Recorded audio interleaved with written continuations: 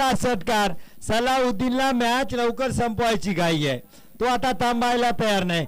फैजांनी एकही बॉल अजून खेळला नाही आणि संघाची धावसंख्या झाली तब्बल 33. 20 धावा पाहिजेत. हेलिकॉप्टर गेला चेंडू भुर्र. षटकार. जबरदस्त फटकेबाजी सलाउद्दीन हलदे. धाव संख्या होते 39. लगातारचा तिसरा षटकार सलाउद्दीनचा. लागोपाठचे षटकार.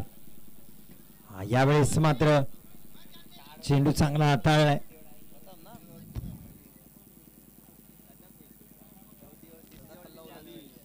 40 धावा.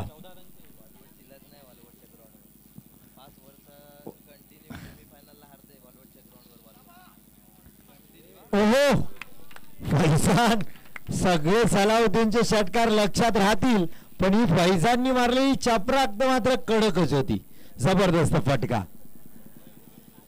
हा वेगळ्याच धाटणीचा स्ट्रोक पाहायला मिळाला. Badminton stroke.